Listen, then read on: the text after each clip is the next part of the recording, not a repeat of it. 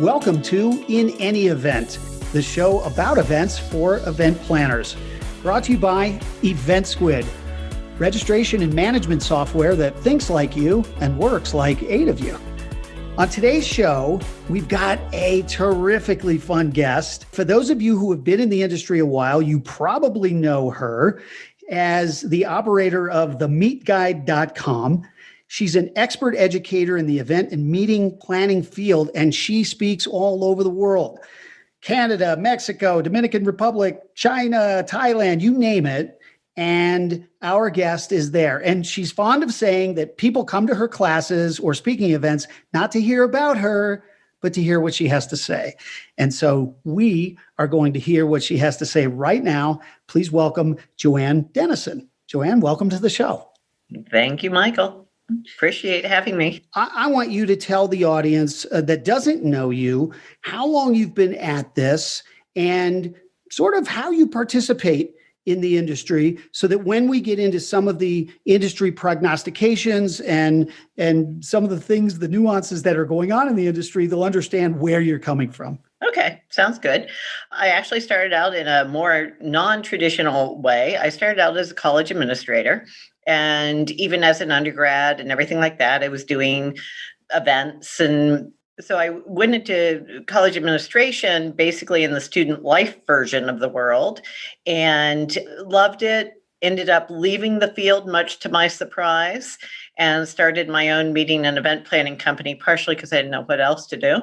Not a great business plan, trust me on that one. But it evolved for about 10 years. I had my own small meeting and event planning firm, started out doing personal events, moved to, nonprofit, small and mid-sized business events, and then eventually rolled into speaking and teaching and writing and advising on them.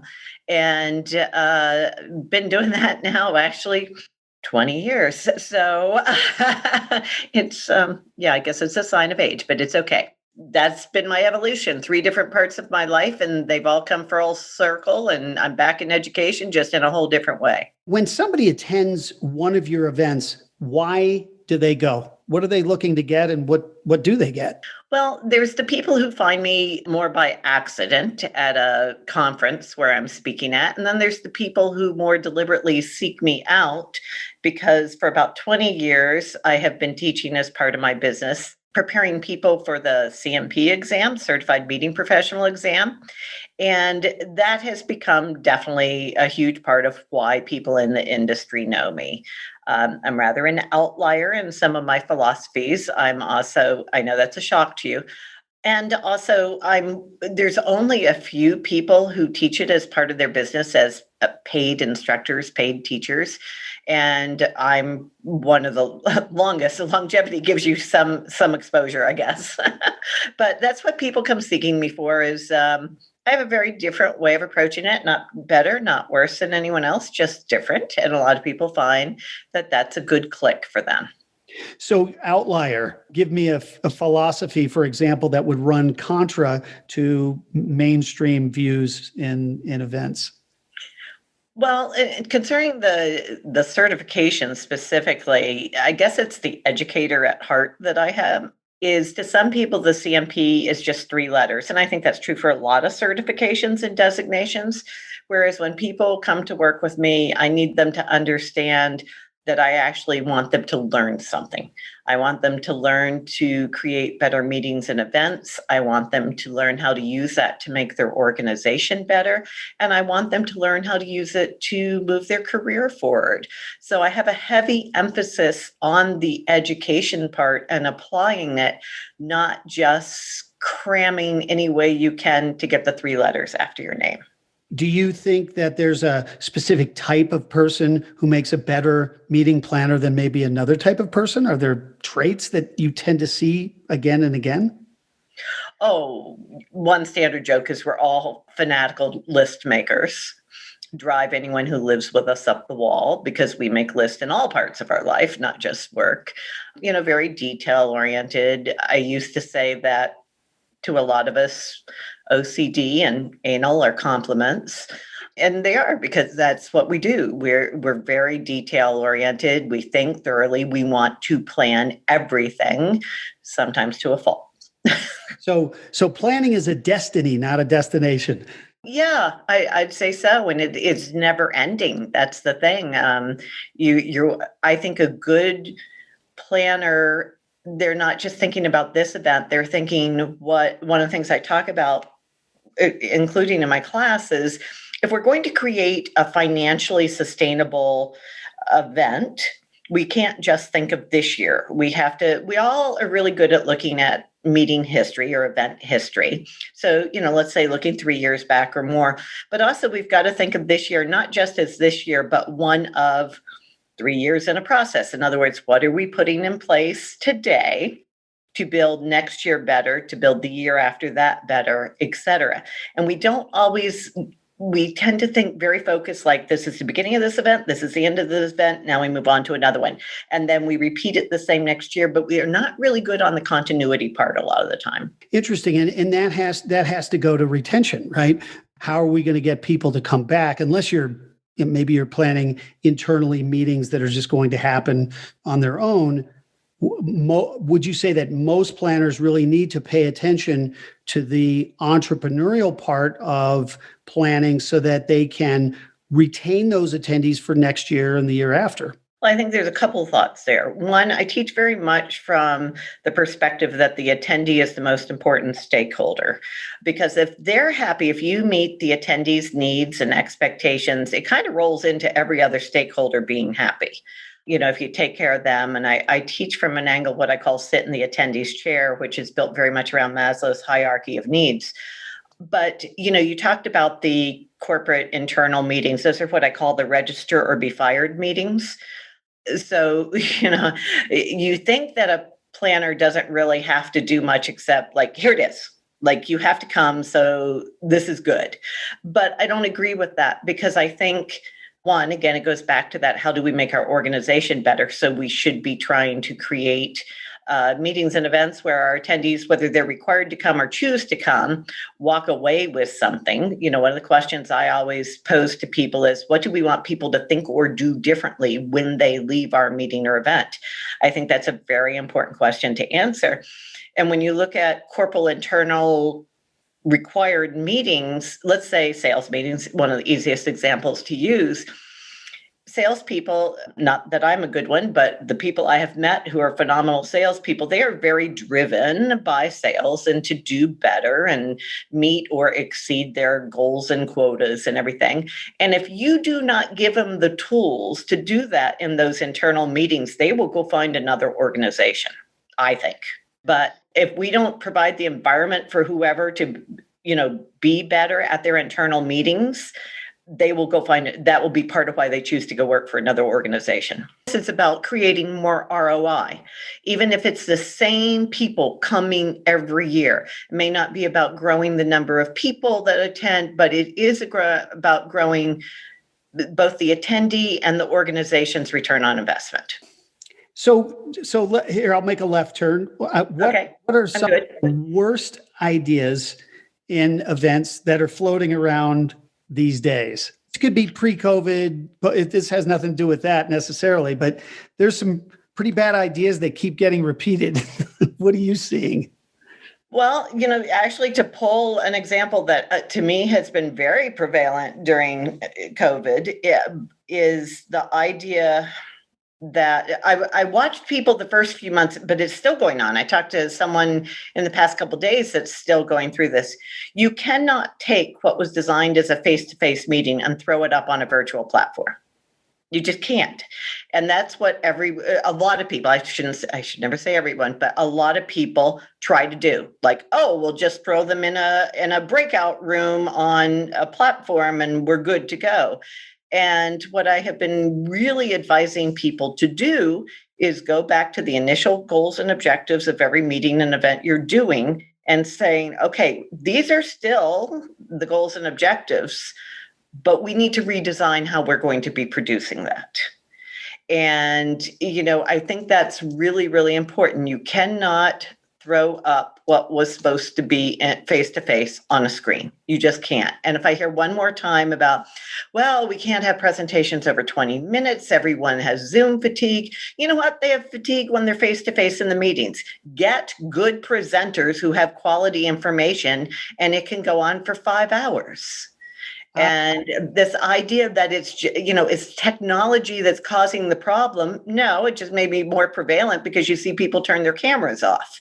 You don't see them when they're face to face texting on their phone or playing solitaire, and also related to that is I see them not reworking their budgets. One of the things I talk a lot about is zero-based budgeting and the need for it when you have a first-time event or you have a major change in your event. Going from face-to-face to virtual is a major change in your event. And instead of trying to, push around your budget and, well, if we do this, if we do that, no, you really have to sit down and do it again from scratch and build it from the start. And I think it will actually lessen the stress that a lot of people are going on if they approach those two thoughts as they take more and more virtual. So I want to hit on the two things that you said. Sure. The first thing is the attention span. And I was at an event in Edmonton in December, and I was backstage with the two other speakers who were about to go on. And I was asking them about, doesn't it irritate you when you see people on their phones in the audience? And one of the speakers said, oh, we expect, 15% of the people will be looking at their phones. And call it naivete or whatever, but I found that outrageous. I found it outrageous that the speakers tolerate it. And I think the event planners even further removed from that in their selection of speakers, and maybe some are and some aren't. But I think that's a big deal. I think that's really emblematic of where we are in society today. But you're the first person I've heard cut to the core of the issue, which is bring people in who are going to keep people's eyeballs on them. And that takes work. It does. And not only that, but whether it be face-to-face again or virtual. And here's another one of my soapboxes, just to sidebar for a minute, but I think it ties in with the point is I am so tired of people saying, we have to do face-to-face meetings. It's our job to do face-to-face meetings. I disagree. I think anyone who's involved in the meetings and the events industry, our job is to create excellent meetings and events. Not excellent face-to-face, not excellent virtual, not excellent hybrid, excellent meetings and events, no matter what platform or setting or obstacle we have to overcome. That's our job. And I feel like people are losing that. They're focusing so much, and trust me, I want face-to-face meetings and events to come back. I don't think there's anyone in the industry except someone who maybe discovered they used to travel too much, who don't want face-to-face meetings to come back, at least as an option. But that's not what we're supposed to do. Our job is to create excellent meetings and events. So when I look at, what you just said, it's about the speaker, it's about the topic, it's making sure you're meeting the attendees' expectations. Like, what are they coming for? How are they looking to be changed? Find the right people. If it's a face-to-face meeting, how are you setting up the room? How are you setting up the screen? This all again ties back to Maslow and what I have affectionately tagged the sit in the attendee's chair. If people are physically uncomfortable, too cold, hungry, the chair is uncomfortable, they can't see, they can't hear, they check out because their body will make them check out. And that's even before you come to, is the speaker any good, or is he or she to point to 45 PowerPoint slides and say, I know you can't read this, but why are you putting something up that I can't read? All those things to me have said, I know you can't see, I know you can't hear, I know the PowerPoint is overwhelming. So therefore, I'm really actually telling you the material isn't worth looking for. Right. And it's speech 101, right? It's high school speech class. Don't use visual aids unless they aid in your presentation. And don't read them. And certainly don't read them. Yeah. And to me, it's a lost art. And everybody has to be a presenter. And I've noticed that the level of energy of the presenters now who are working Zoom is lower than if they were in the room. And you could understand that the people aren't right in front of you. And most people simply do not have training at talking to a dime-sized camera and not getting any feedback. So I think there's an extra burden on speakers to be able to captivate the audience in such a way that they're not going to check out, look at their phone, or do whatever they're doing on the computer screen, which is right in front of them. That's interesting what you say about the energy drop, because, actually Cecil said to me months ago, who I know we're going to mention, and I've noticed in the last few I have been to, I have never been someone who liked virtual presentations. I think webinars, can count on one hand how many webinars I've been to, true webinars, and I have only agreed to do two because I hate them so much, before COVID and everything. But what I'm noticing is that so many presenters are sitting down to do their Zoom or whatever platform they're using, go to meetings. They're sitting down. I would, occasionally I do sit down for part or all of a presentation if I'm trying to make a point. But your energy automatically drops. And why would they present if they were face-to-face sitting down? I doubt it. I really doubt it. They need to get up on their feet, and that will help a lot. Unless they want it to be that very conversational fireside chat, and that's okay if that's appropriate. But like you said, if their energy is dropping, maybe not. I can tell you for me, and I spend a lot of time doing presentations, and I have a standing desk, and I sit up. I don't like sitting down because of that. It is completely different from the energy perspective. And I wonder, as an event host, if the event host can say, I'm going to need you to stand up for your presentation, and just make that a requirement, certainly a request of their speakers. Do you think that would be out of bounds? No, I don't. And the thing is, you can move your computer around pretty easily, even if you don't have an external camera or something like that. I mean, when I first did my first one first week of April, it was my laptop with the built-in camera sitting on a bookshelf. And I don't even think I had a separate mic yet at that point.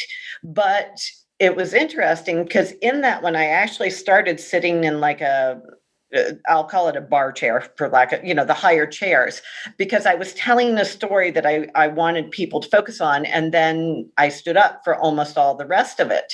But I did that specifically to do something. But if I could do that with my laptop on top of a bookcase with nothing external, certainly other people can too. Right.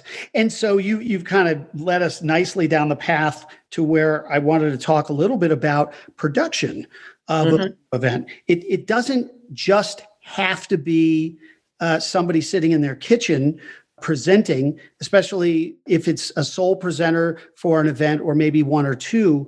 Tell us a little bit about what you did, and you may do this for all of your events, in terms of enhancing the production of your presentations.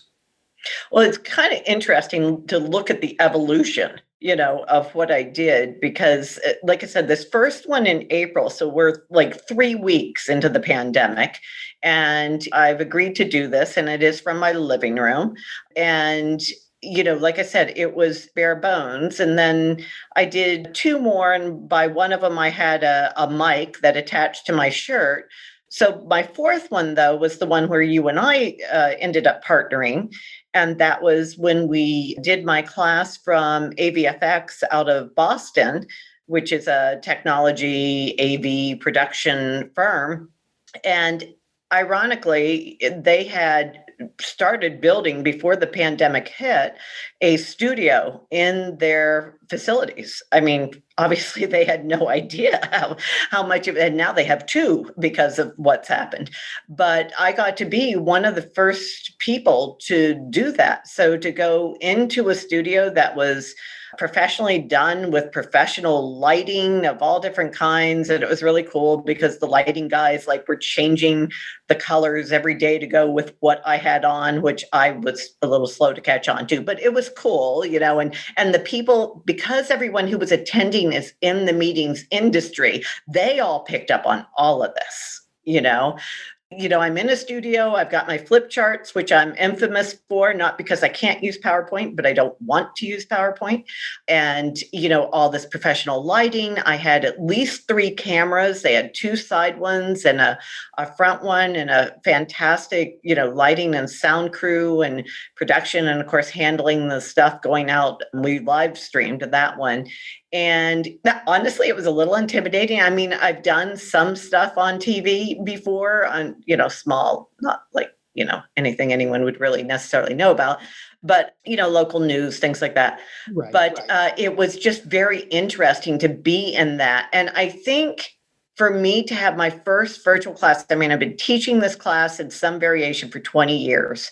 And so for my first full class to be there, it was a little overwhelming and intimidating, but on the other hand, I felt like they had my back because we didn't even have any kind of platform yet, like Zoom, to do my class. I mean, that's how new it all was. So to know that AVFX and Cecil and the rest of the team there had my back took so much stress off of me, because I really didn't have the quality of equipment I really needed at that point. Like I said, didn't have any kind of accounts to throw it out there. And so for me, doing a virtual class, which I was already anxious about, changing what I always did, that's uncomfortable. But knowing that they were with me was so tremendously helpful. And from the attendees' perspective, the virtual attendees' perspective, Mm-hmm. it just felt more professional. And I sat in on those, a few of those, and it just did feel like a more polished presentation. So if you do have an event and you have access to studio locally, that's something you might want to reallocate in your budget, as you were suggesting before, something to consider to bring up the quality of the presentation. And what do you think of pre-recorded videos? Oh, to be used at like a meeting or a conference? Yeah. Oh, so I'd never thought of that, to be perfectly honest. To me, if we were going to do virtual meetings, it was going to be someone was live streamed or Zoomed or whatever and be actually speaking to me. So in August, I attended my first multi-day conference, and that's what I expected. And I was shocked because the very first opening keynote speaker was recorded and edited. And she was excellent, but ironically, her theme was on fear and pushing yourself out of your comfort zone. And she had an edited video. And then I saw, and it just did not sit well with me. And then I saw one of the next keynotes, his was recorded, but it wasn't edited. So at least when I was watching it, I felt like it was really happening that moment.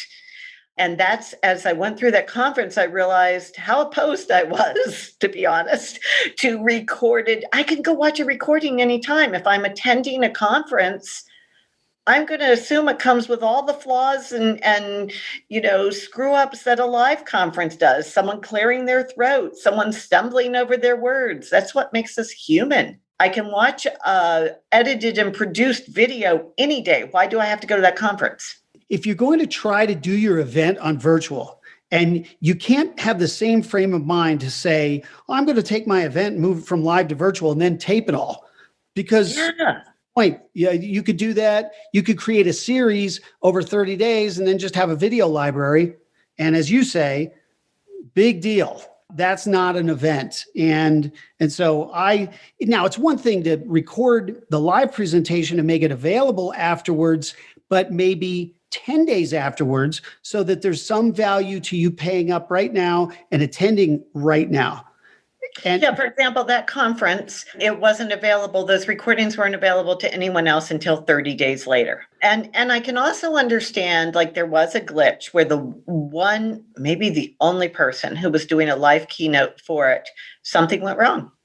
And luckily they were quick on their feet, and they switched to a keynote from another year that had been very popular. I happen to have seen it. I've seen him speak a couple times, but I thought that was good backup. So I can see maybe having a backup recorded in case something happens, that you pull it out, but to use it as your main thing. Because here's the thing, if our meetings and events are supposed to be about engagement, it's very difficult to engage with the recording.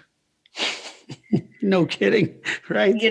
So, and the thing is, people are like, yeah, but what if something goes wrong? Well, heck, the reality is things go wrong at live face-to-face conferences, but that sometimes is actually what makes them cool and real, and the speakers seem like real human beings. And so, so they're struggling through this too. And all of us are challenged with whatever technical problems it is. So have a backup, have a risk plan, have a whatever, but, risk it, take it live, figure out how that person can talk in the moment and clear their throat and reach for a glass of water and have the graphics go a little spastic. And I think, to me, especially now, it would make us all feel like, oh, okay, yeah, we are all in this together. They are not so perfect that things don't happen to them. And I think that image of a lot of keynoters is frequently given. I like that. And speaking of the realism, we've had some of our clients inquire about whether we do and we don't these sort of Second Life 3D worlds where you can wander through an animated. Oh, the avatars. And click on, with avatars and click on booths and the exhibitors. What are your thoughts on that? I don't know. I've heard a mixture of things. I've heard ones, not so much with the avatars. I'm not sure, I remember maybe about 10 years ago when avatars really kind of were a thing and people were looking at how they were using them, because I was even looking at using them for some training demonstration of things. But I think, the ones that are using more of the breakout rooms where you go and you visit people at their booth and you see things, and I don't know, I guess I kind of feel like the last thing we need is more non-people. And, avatars are cute on my Bitmojis or whatever, but at this point, I think we're kind of craving human faces, and with as many layers removed as possible. One of our clients tried this, and they were offering gift cards to go into the booths, and right. Nobody went. No, they didn't even go in when they were bribed. And wow. And what's interesting is I've been saying this for over a year, even before COVID. If you have to bribe somebody to go do something, what value is in it when they get there? Because they're doing it for the prize, not for the engagement. On both sides, is it really worth it? You might get a random match, but then the 3D booth thing and some of the technology around it really just puts the attendee in the position of being in a live chat. And if you've ever done live chat support before, you know that even if you're talking to the attendant, that attendant is talking to 3 other people. So you don't feel like you're getting talked to properly. And so I've always had a thing about it. And I just wondered what you thought about it. Yeah, I think the things I'm hearing about exhibit booths and exhibit rooms are, is you actually getting to meet someone, not face-to-face in person, but at least you see faces, and someone can hold a product, or someone can show something, or someone, again, engagement. I believe that engagement, no matter pretty much any area you're talking about in business, and certainly in meetings and events, I mean, we all know this in marketing too, but engagement is what brings ROI. I mean, whether you call it customer service, whether you talk, it's engagement. How do we engage with each other? And if we do it well, it creates ROI for both parties involved. Yep. We're running to the end of the show, and I wanted to ask you your opinion on the rush to be the first event to go back live that's going on here in this country.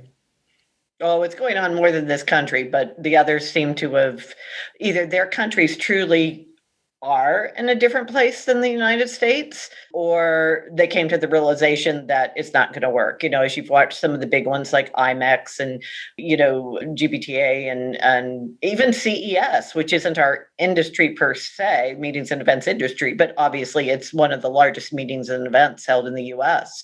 So when they decided to go virtual, I thought, people pay attention. They did not make that decision lightly.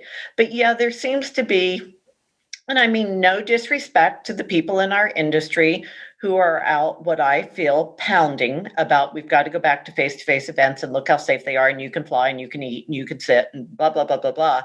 But, the reality is most people can't even cross a state line without having to do quarantine.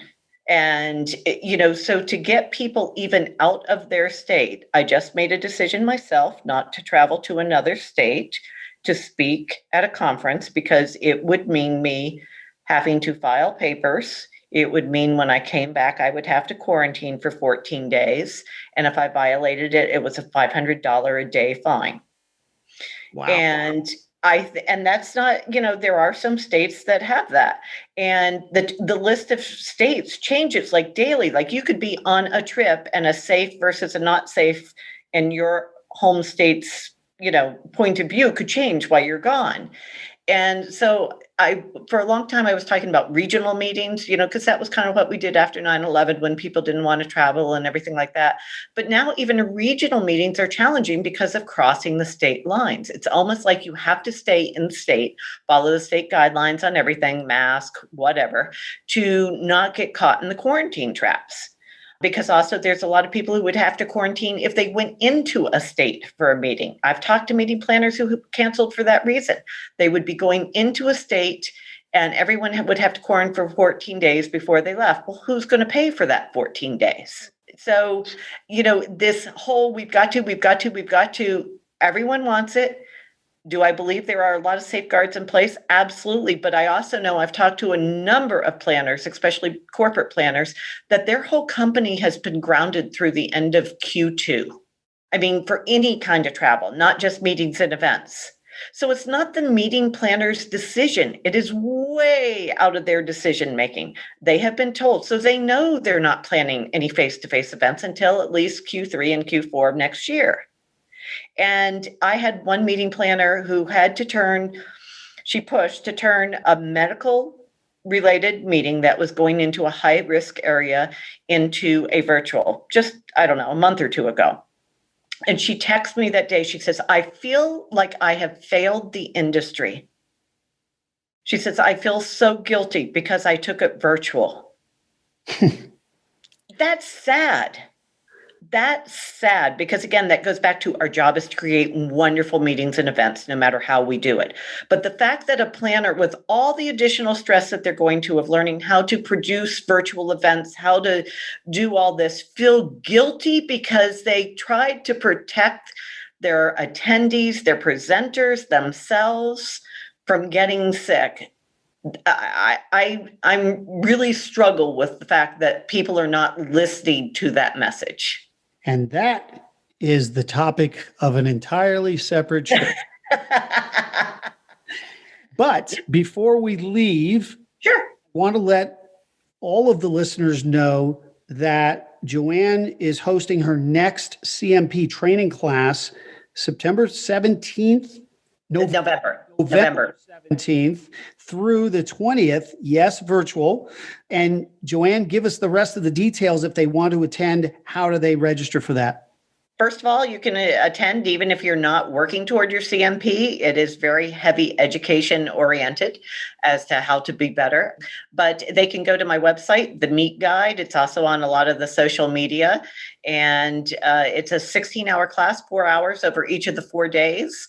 And if they have any questions, we've got a pretty extensive FAQ on the Event Squid website registration page. And always glad to answer any questions about CMP as a whole or the class in particular. Very good. I hope our listeners will journey over there. Those classes are well worth both the time and the investment. You will walk out, even with 1 or 2 nuggets, will be well worth it. And as Joanne likes to measure things, your ROI will be through the roof. Joanne, thank you for joining us today. You've been delightful and informative and, as always, entertaining. Thank you so much for having me. It's always great to talk with you. In Any Event is brought to you by EventSquid. If you're running a conference, meeting, training, or any other type of event, visit eventsquid.com to learn about how our software can help you manage everything from registration to promotion and virtual event organization. EventSquid thinks like you, works like 8 of you. Also, take a moment to subscribe to our podcast and let your planner colleagues know what the new squids on the block are doing. If you know of a guest we should have, please visit eventsquid.com and click the podcast menu item for more information. We hope you'll join us for the next episode. We're planning on it.